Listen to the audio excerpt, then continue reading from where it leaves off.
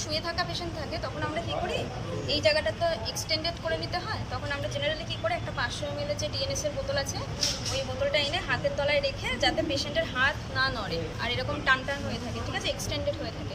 এবার কি পেশেন্টের হাতে ট্রেমলিং আছে, এই পেশেন্টের হাতে এমনি ট্রেমলিং আছে, তাও দেখি করার চেষ্টা করি। আমি আর ডিএনএসের বোতল আনলাম না, কেন ওনার পালসেশন ভালো পাওয়া যাচ্ছে সেজন্য আমি আর আনলাম না, ঠিক আছে।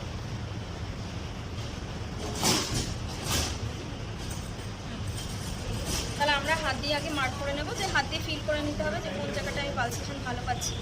এখন আমি এই জায়গাটায় ভালো পাচ্ছি, ঠিক আছে। এবি যে আর্টারি থেকে নিতে হয় তাহলে আমাকে একটু ডিপে প্রিক করতে হবে, হালকা করে প্রিক করলে হবে না। কীরকম ডিপে করব, যে আমরা 90 ডিগ্রি অ্যাঙ্গেলে সিরিজটাকে দেবো, ঠিক আছে। এটা পুরোপুরি হাতের ফিলের ওপর করতে হয়, ঠিক আছে। এটা যে যেমন ফিল করবে সে তেমন করবে। চলো হাত নড়াবে না, হ্যাঁ বাবা। খানিকটা ঢুকিয়েছি, দেখো ব্লাড আসতে শুরু করে দিয়েছে।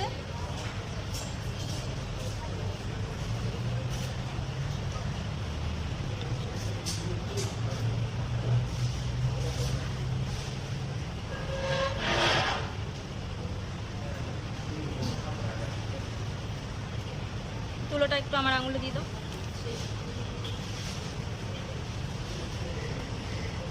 ব্যাস এখানটা ধরো, তোমার বাড়ির লোক কেউ নেই, তাহলে ধরে থাকো, একটু ধরে থাকো খানিকক্ষণ চেপে।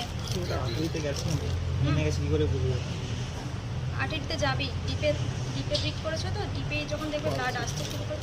ভেইনে সবসময় আমরা যখন ব্লাড ড্র করি, যখন আমি ব্লাড ড্র বলবো তাহলে ভেইনে আমরা সবসময় 25 ডিগ্রি অ্যাঙ্গেলে দিই, এখানে ওটা স্কিনের একদম উপরের দিকেই তো থাকে, আর এটা হচ্ছে পারপেন্ডিকুলারে। অনেক সময় বেশি পারপেন্ডিকুলারে ঢুকে গেলে কী হয়, ধরো রোগা পেশেন্ট আছে, ডাইরেক্ট ওটা বোনসে গিয়ে ঠিক হলো, বুঝতেই পারবে, ফিল হবে যে সিরিঞ্জে শক্ত কিছু একটা ঠেকলো, তখন আস্তেই করে জাস্ট একটু উপর দিকে তুললেই আর্টারি পেয়ে যাওয়া যায়।